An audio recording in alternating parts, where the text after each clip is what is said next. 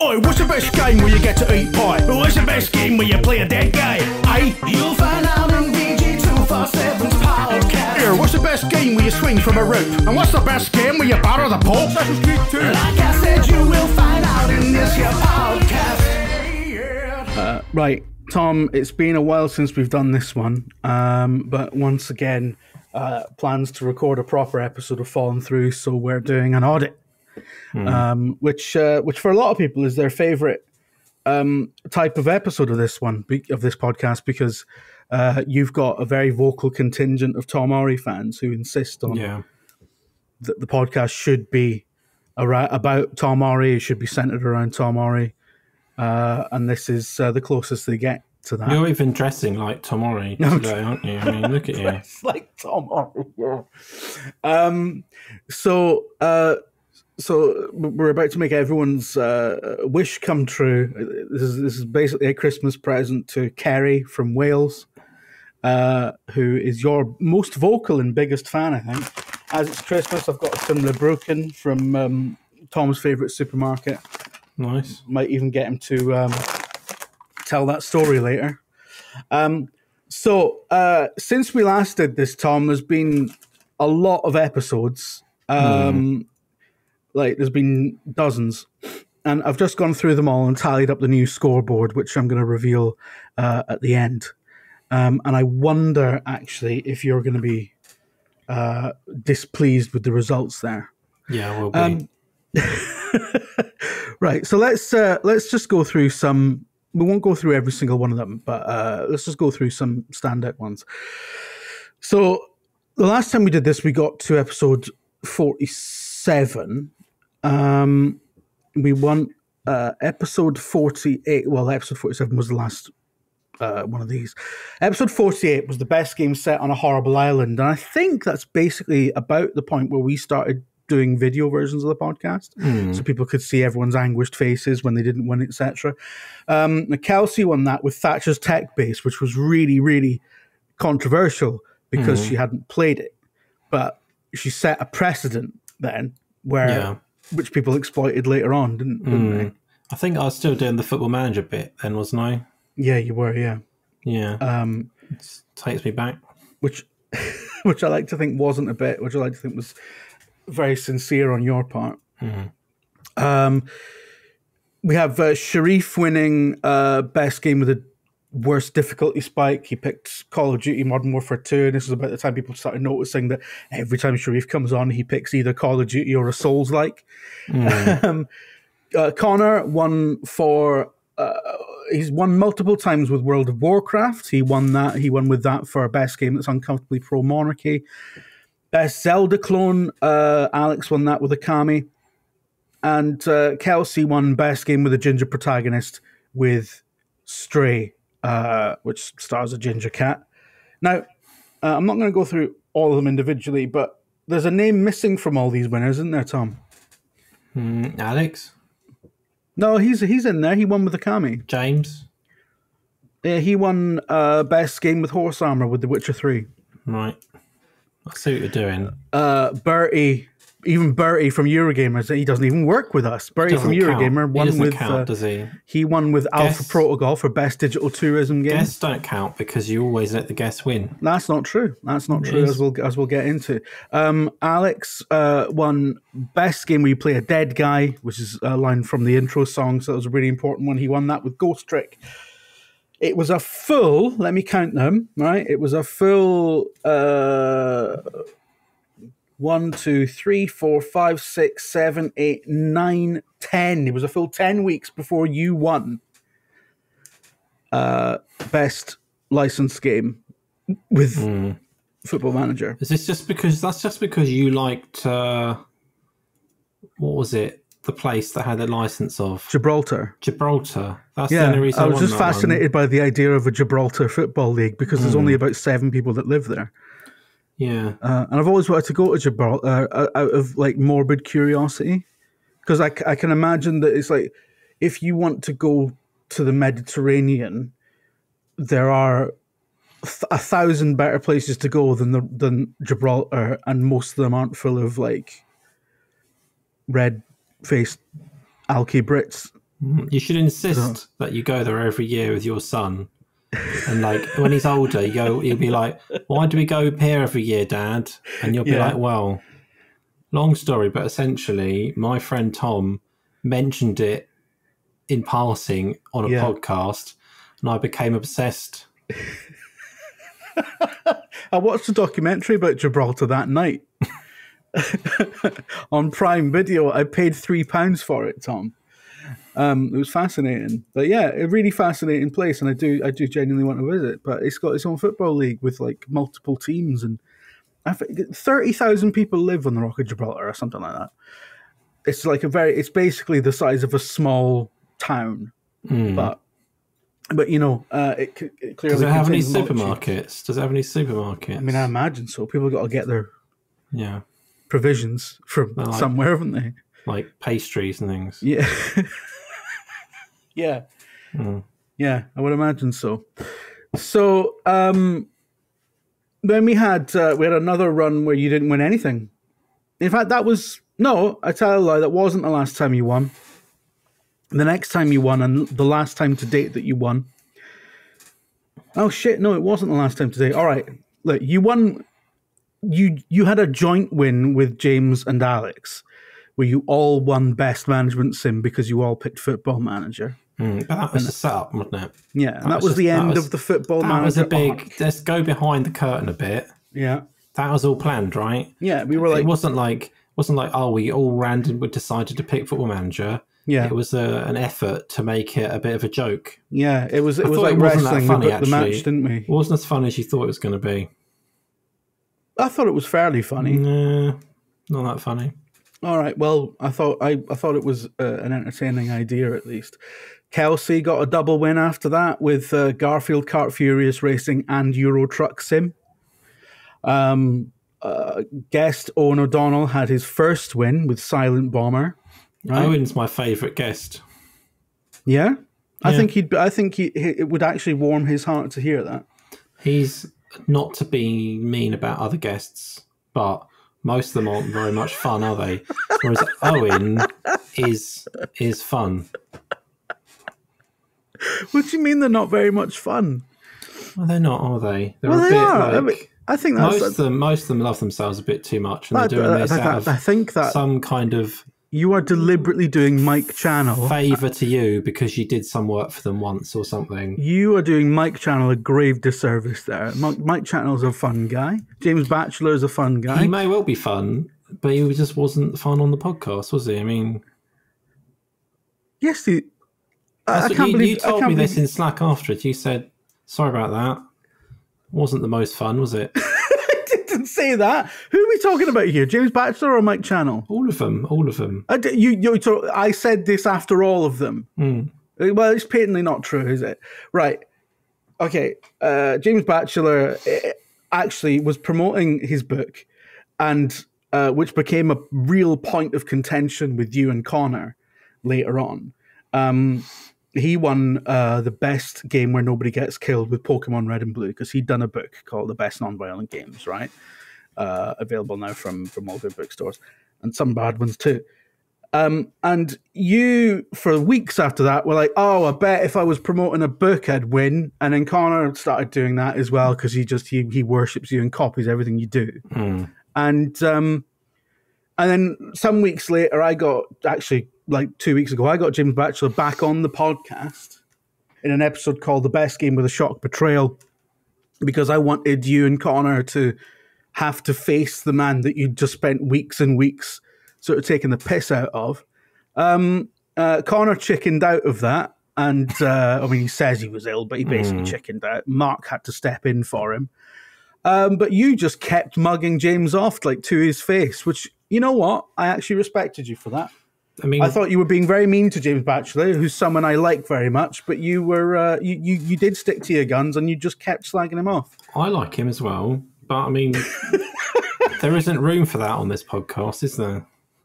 No, well, you say that, but we did an entire episode about how much we like Sharif. I wasn't on that.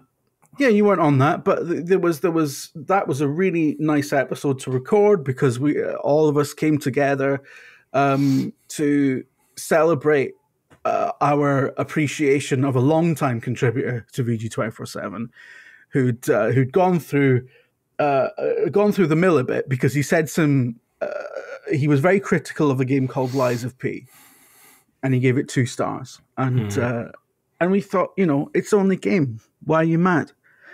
But he took a lot of shit for weeks. So we did an entire episode about how, we appreciate his stoic candor, etc. But you didn't sanction that one, did you? No, I didn't even know it's happening. So I want to go back to the betrayals one. I still feel quite bitter about that one. I feel like you just got it wrong. Well, he's the best game with a shock betrayal. James Batchelor won with Knights of the Old Republic, the quintessential shock betrayal. I know, but it's a bit... I mean, it's James, so we knew it was coming. It's a bit obvious, right? It's not obvious, though, is it? It's the most obvious one. Whereas who's getting portrayed? You are getting portrayed. You, the player. I thought it was a genius twist. I drew on my actual experiences in a community that affected me in real life, like an actual real life betrayal in a video game, whereas this was just like part of the story, right? It wasn't in a video game, though. You said that you kept getting team killed in Rainbow Six 3 because you spent too long opening doors. But that doesn't count as a shock betrayal. Does in a video game? Every time I was shocked because I thought they weren't going to do it again.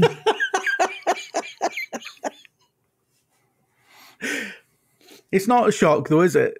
Because you took 20 minutes to open a door and people and you kept doing it. Were you doing it deliberately to troll people? No, I'm just I'm a very cautious man. Well, even if we do accept it as a betrayal that occurred within a video game, I don't think it's as good a betrayal as Knights of the Old Republic, where you yourself turn out to be the villain. You spoiled that again. Yeah. Well, in case you missed it last time, you spoiled it. It's decades old now. I thought Alex had a really good pick for best Bethesda game that isn't a Bethesda game with Dragon's Dogma, which is a Capcom game that's very Bethesda inspired. And I think that's one of those ones where Alex, and he does this often, Alex comes on and picks something that you can't argue with. It's watertight, and it's the best. He's very good at picking this is like, not only is this like a really, perhaps not the best example of the topic at hand, but he always picks the best video game, the most acclaimed, the most obviously Dragon's Dogma is the best of the 3 that were put forward for that one. So, I don't know, because I've played Dragon's Dogma. Yeah. And... well, James picked Grounded for that one. Like, Grounded's better, is more fun. Grounded's not better than Dragon's Dogma. Dragon's Dogma is so tedious. Like, I started playing it. I played it for about 2 weeks. And it was just so boring. It's not boring. It is. It's not boring. It's just all the start of the game is so dull. And you go down like into some dungeon round like a winding staircase. Yeah. And then you just batter some people. Yeah. Talk to some people and they pretend to be your friends and then they come with you and then... Look, if you're going to be that reductive, like every video game's bad, isn't it? What did I pick? Was I on it? Were you on that one? I don't actually know. I feel like I was, but I can't remember it at all. I don't think you were on this one, I'll be honest. Let me just double check who was actually on that. I thought you had the notes. I didn't realise I was going to ask you a question you weren't prepared for. I thought you just had all the last hour and a half of waiting was you preparing for this. I didn't prepare this specific note. Yeah, you know what? You were in this one, but you left early and were replaced on the video feed by random cat footage. Right, so you picked the original Rage for that. And you were, which is a game I like, actually. I like Rage a lot. And I think it's a very unfairly maligned game because I think it has a lot going for it. It's better than people tend to think. But it's published by Bethesda, isn't it? It's an EA game. It's EA Originals. It was published by Bethesda. It was published by Bethesda. EA. And it is a studio owned by Bethesda. It is in every meaningful sense a Bethesda game. It was going to be EA though, wasn't it? It was a bit of a clever pick, wasn't it? I think everyone agrees that listened to it. It was quite a clever choice. I don't think it was a clever choice because you walked into the trap. Because it was an EA game at one point. And we had this entire... me and you had this entire conversation about whether or not Fallout New Vegas would count as being not a Bethesda game. And you said that it's basically a Bethesda game and it was commissioned and published by Bethesda, and it was heavily based on Fallout 3.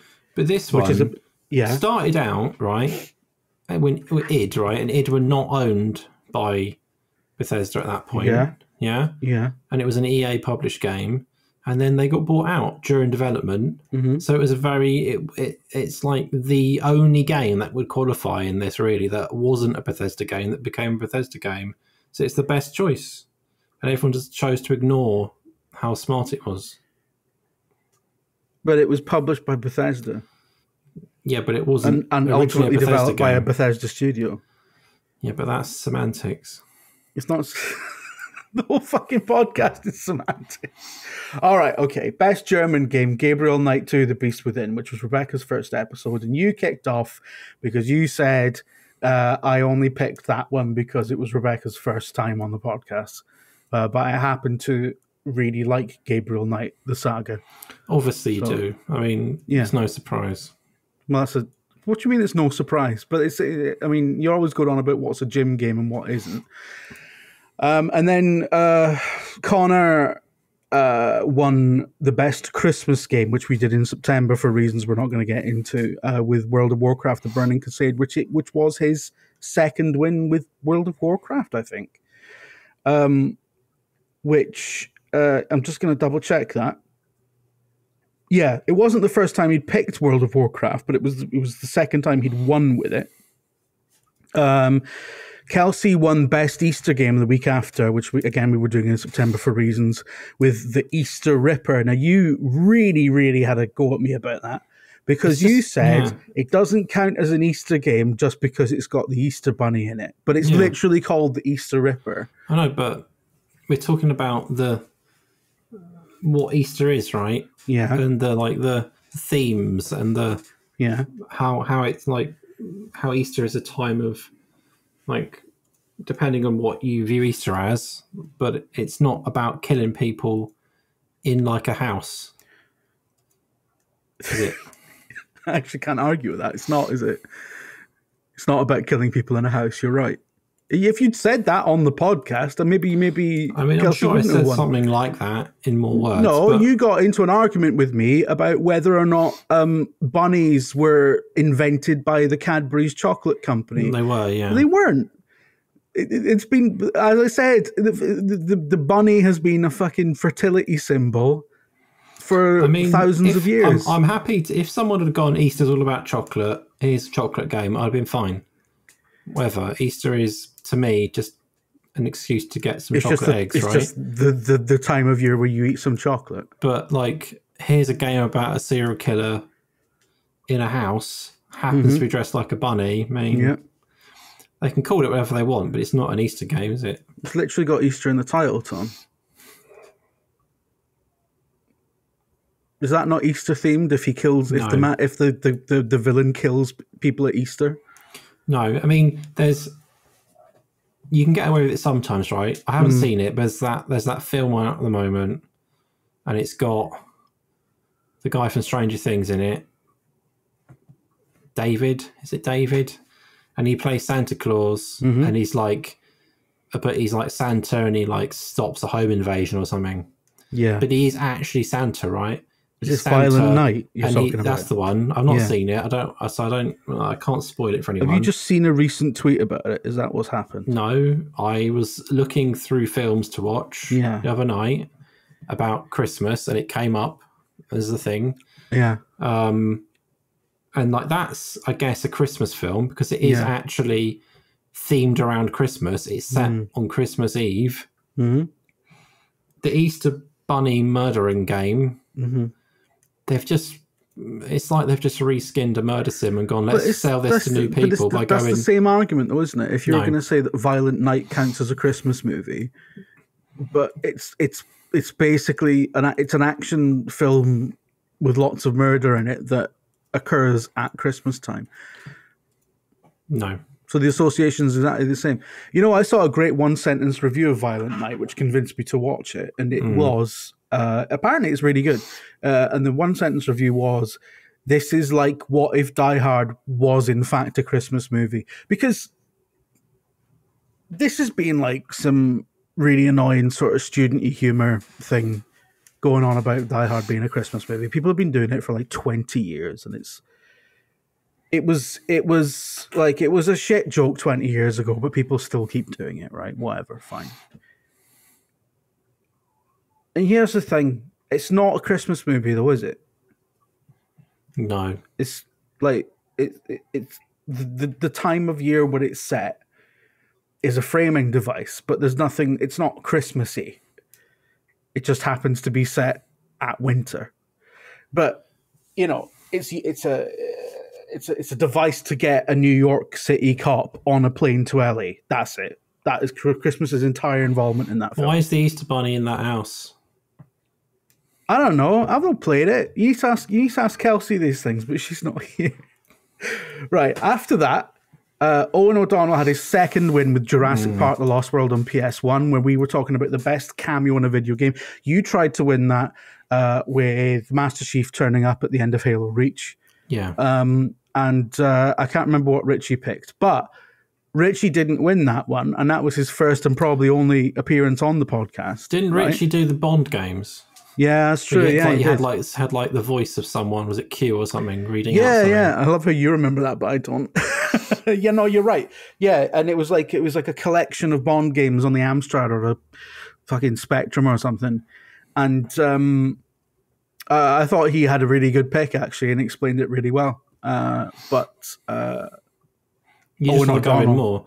Owen, you just like Owen more than Richie, so that's what you went with Owen. I hope Richie doesn't listen. Richie definitely won't listen to this. It's fine. But you had your last ever win to date. The next with what's the best Cyberpunk game that isn't Cyberpunk 2077, which I think is a great idea for a topic. Syndicate 2, right? On the PS1. Was it Syndicate Wars? Syndicate Wars, that's it. Yeah. Syndicate Wars on the PS1.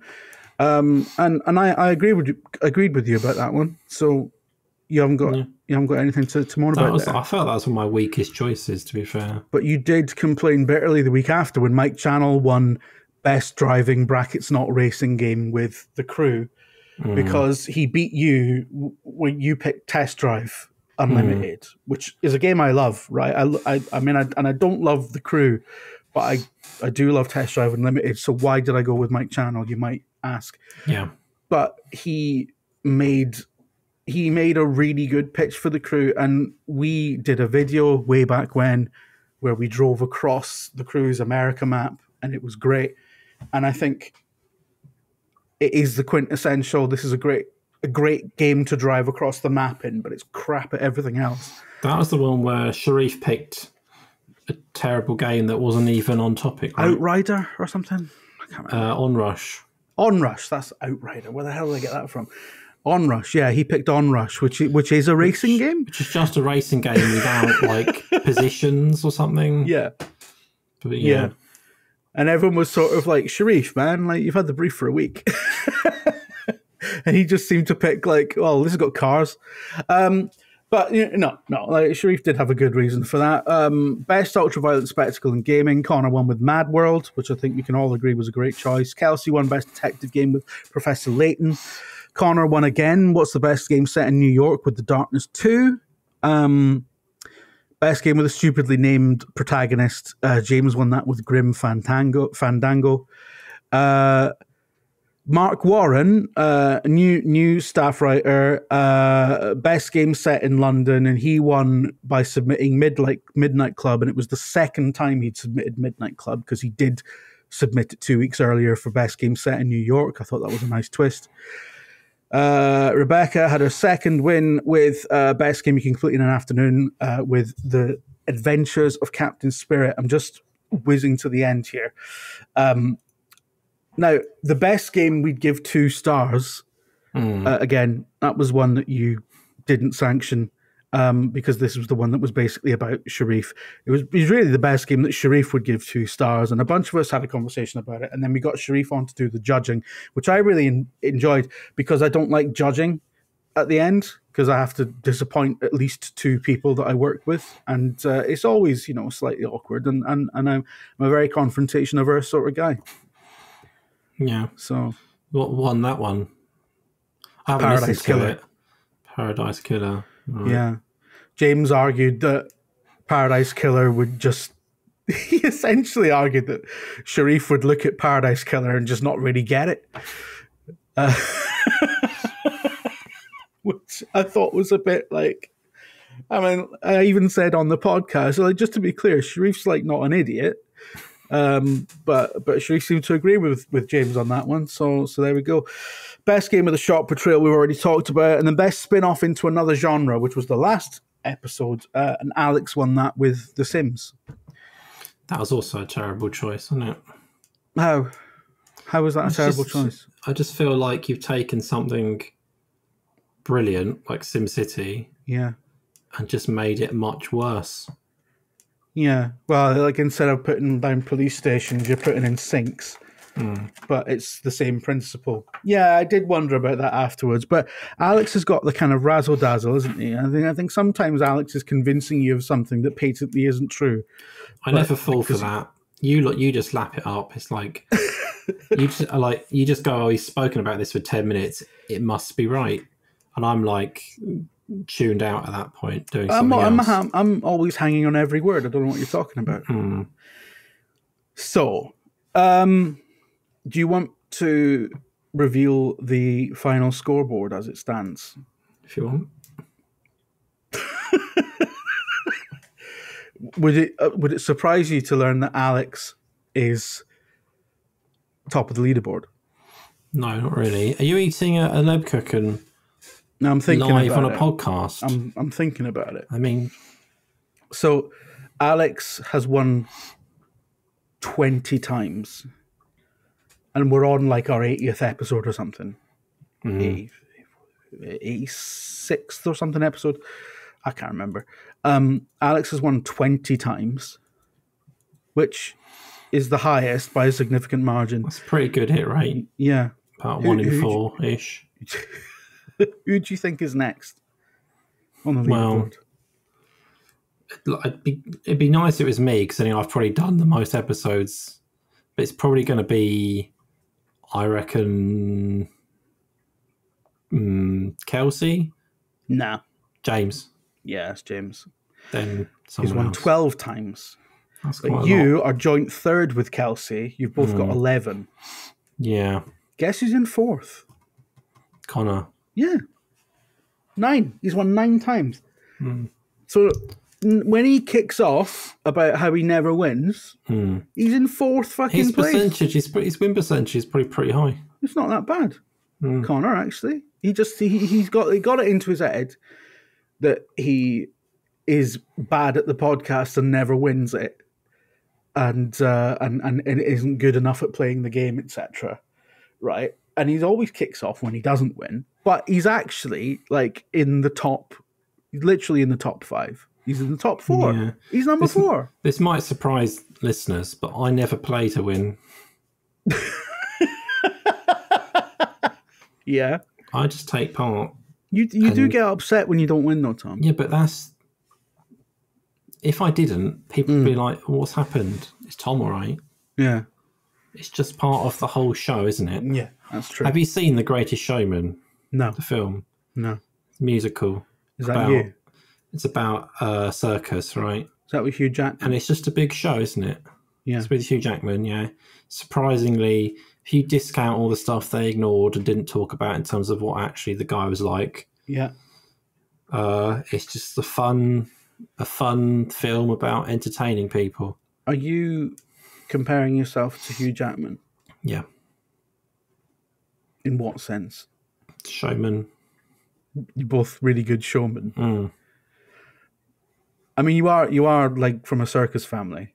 Yeah. Do you think that comes out? Do you think, Jim, this podcast would have happened if it wasn't for me? No. No, there we go. Well, because it was because that's enough. It was your idea. Yeah.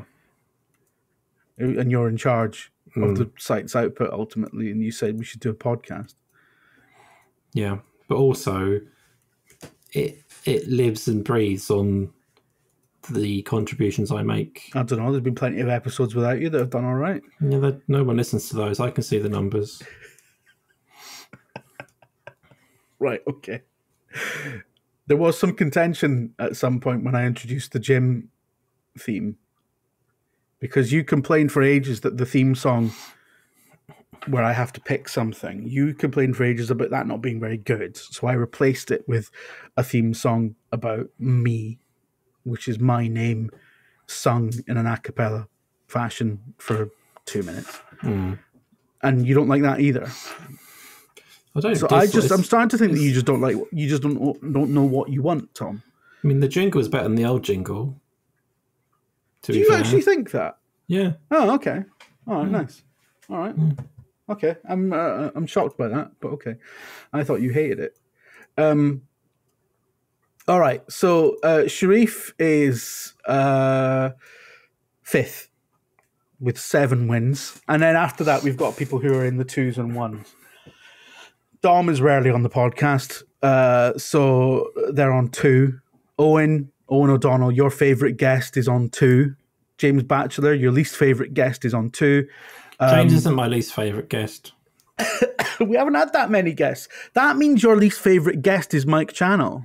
I didn't say that. I just said James isn't my least favourite. Well, that if it's not Mike Channel, that means it's Richie Morgan. I'm not going to say because that would be cruel. But by process of elimination, you're saying Richie is your least favourite guest. I didn't say that. I follow Richie on Twitter now. You implied it. It's quite amusing. Yeah, it's funny, isn't it, when he talks about Doctor Who, etc. James Batchelor on Twitter. Rebecca, very new member of staff on the site, also on 2, which I think is pretty good given the amount of time she's been here. Bertie, who doesn't work for us, but is Bertie your least favourite guest then? I'm not saying. I've given you all the information I'm saying about that. So we've narrowed it down to your least favourite guest it's either Bertie or Richie. In terms of the people you're saying, but I can't remember all the guests. I'll tell you all the guests. Richie. Yeah. Owen. James Batchelor. Bertie. Mike Channel. 5 guests. Yeah. You've said Owen's your favourite. And you've said that James isn't your least favourite, and neither is Mike Channel. I didn't say that. I just said James isn't my least favourite. So you're saying Mike Channel might be your least favourite? He's in the mix, isn't he, based on that? So your least favourite is either Bertie, Mike Channel, or Richie? Yeah.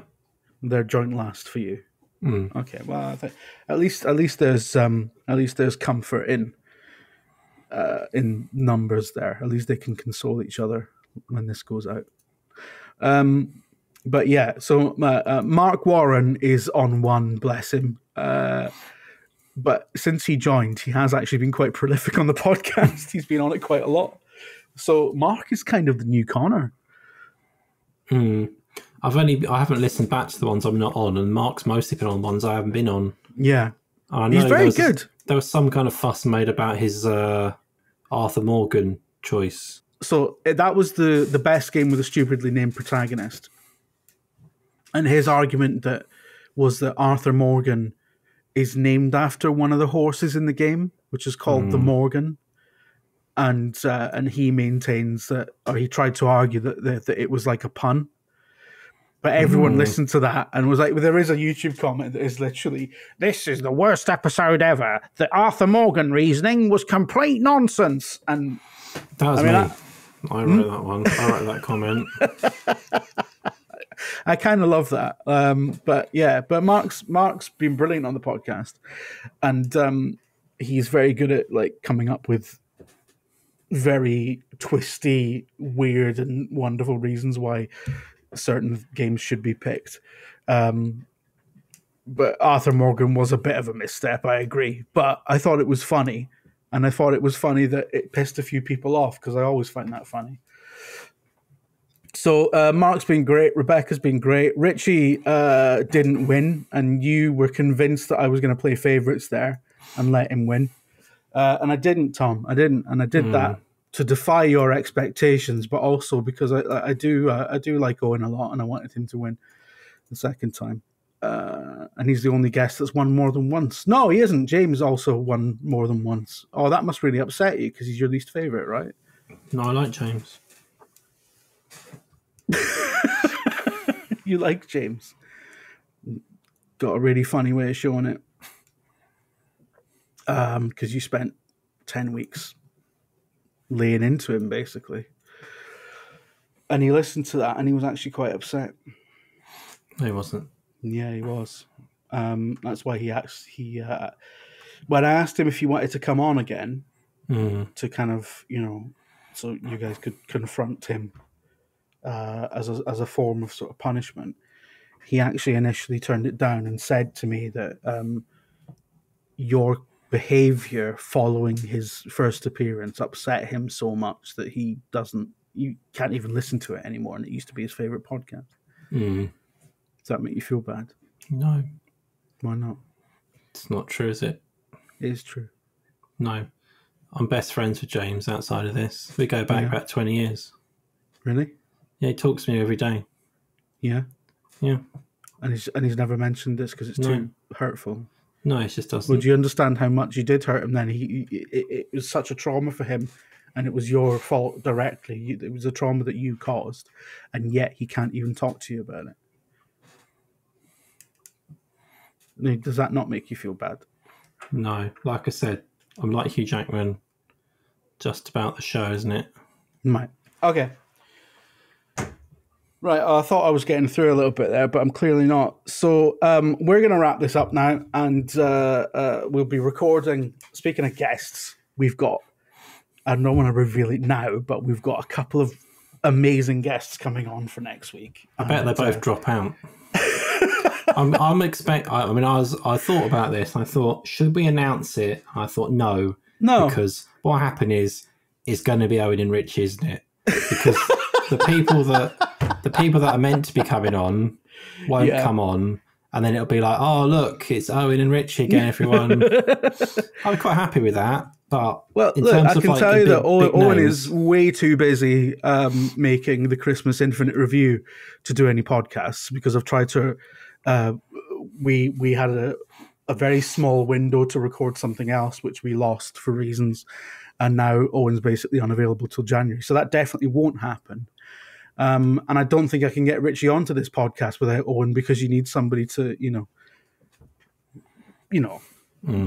give Richie the kick in the arse that he needs to kind of come with the energy, because otherwise he'll just sort of sit there. So no, it's not Owen and Richie, to be clear. We're not announcing who it is until it pretty much happens. But James Batchelor got another book out. Some more non-violent games. No, he hasn't got another book out. But the people coming on next week are going to be great, and I'm really looking forward to it. And Tom is as well, even though his face isn't showing it right now. So we need to go, and I need to record Tom's Game of the Year video, which is we've got Game of the Year coverage, and like last year, all of us on the site are doing our own kind of little Game of the Year video. I'm not doing that. I haven't played any games. I put up a thing yesterday on Twitter about your Xbox year in review, right? Yeah. It says I've played for 780 hours. Yeah. On Xbox. Yeah. I haven't. That's on my son. I just put it out there to get some cred amongst the... What has he been playing for 780 hours? Minecraft. What's the other one he plays? Everspace 2. Played that for 60 hours. He plays Everspace 2? Yeah. Huh. He's into loads of stuff. He's cultured. That is quite cultured for like someone his age. The point is, I just haven't played anything, so I'm not going to do the video. So there you go. Okay. So that's it. You're just not doing it. Can you not just pretend you've played Minecraft or No. It would be funny if you did Vampire Survivors again. I did think about doing that, but then I thought it wouldn't actually be that funny. So I'm just going to not do it. And you just do other ones instead. But I've got a slot for you to... I've now got a big gap in my fucking Christmas content plan. A big Tom Orry shaped gap. So I need to plug that with something or someone. Well, James Batchelor. No. Everyone's least favourite guest. I'm not doing it with James Batchelor. All right, I'll think of something. I might have you replaced by an actor and insist that it is you. Do you actually know any actors? No. I know someone who's good at fucking playing up for the camera. All right. Okay, well, let's do it.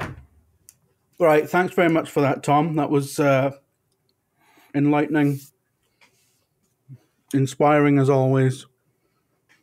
Really nice 40-minute chat, which I'm sure everyone's enjoyed listening to. We should have made this the Christmas Day special. Full of cheer. Depressing chat between two middle-aged men. All right, okay. All right, well, thanks, everyone.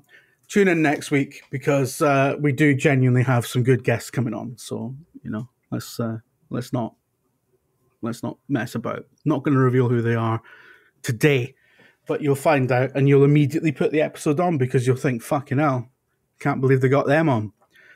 Can't believe they got those guys out of the fucking mothballs. All right. Bye.